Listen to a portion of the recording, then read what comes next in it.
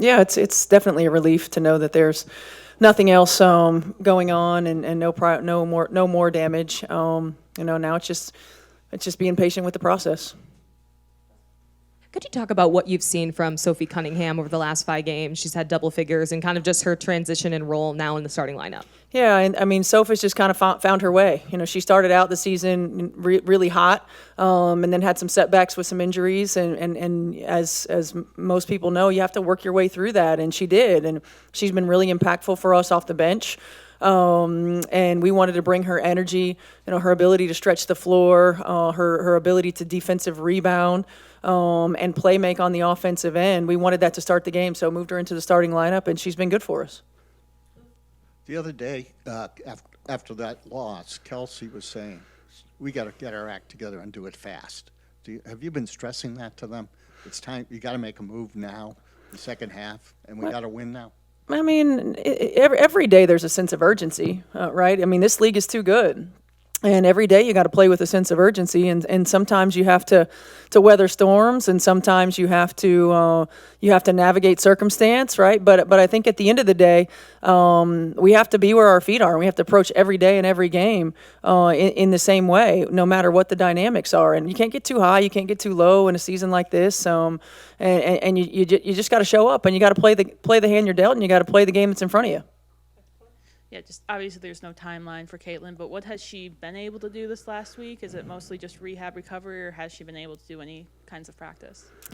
Yeah, no, I mean, we haven't really practiced since the couple days before All-Star break. So mostly rehab, shooting, and she's been with our athletic training team, and we've been preparing everybody else.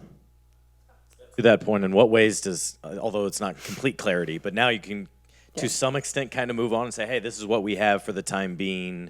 Let's move forward. What can that do over these next several weeks or whatever it takes? Yeah, I think that's big. Just the mindset of our group to know that we've got what we've got, to continue to grow and connect in those ways, and not is she available, is she not available, will she practice, will she not practice, and sort of the disruption that comes with some of that.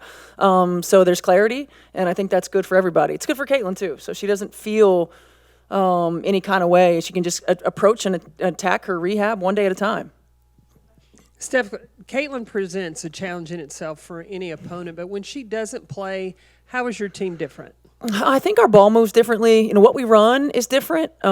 She has such gravity, and her ability, not just to be at the top of the scouting report, but her ability to make everybody better with the ball in her hands. So some of the things that we run are different when she's on the floor than when she's not. We run some more off-ball stuff. A lot less on-ball actions, and I think the other thing is the ball moves sometimes a little bit more quickly, and hopefully side to side. I mean, we've got everybody that's on the floor has to be aggressive offensively. Everybody that's on the floor has to be willing passers and shooters. We got to take what the defense gives us, and I also think it gives us a different look. Defensively, we're smaller, but we're a little bit quicker.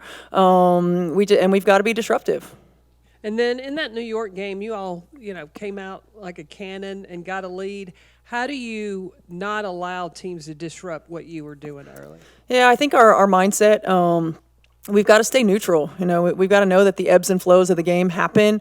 You can't have 5-minute lapses against great teams. They make you pay, and they bury you in those moments. I think we've seen throughout the course of the season, where we've been really good for long stretches, and where we've weathered the ups and downs of a game, and we've got to be able to do that from a neutral mindset. We can't get into the playing conservative. I felt like in that New York game when New York was making some runs, we stopped hunting our shots. We passed up open shots. We second-guessed ourselves on the offensive end of the floor, second-guessed ourselves a little bit on the defensive end of the floor. And, I mean, when you even if it's the wrong thing, when there's clarity and conviction in it, good things happen. And we've got to stay in that with that kind of aggressive mindset. Is playing for Sophie Cunningham to start again tonight, or what's your... Yes. What is it about her, I guess, at the start of a game that you like having her in the lineup? Another ball handler, another player who can create shots for her teammates, as well as stretch the floor. A really good defensive rebounder. as well. We had at times really struggled from a defensive rebounding standpoint, so like that as well. And her energy. Given another absence here, is there any expectation to maybe look to bring in an additional body that could help during this stretch at all? Do you know anything about that? No, that's an Amber question. Thank you.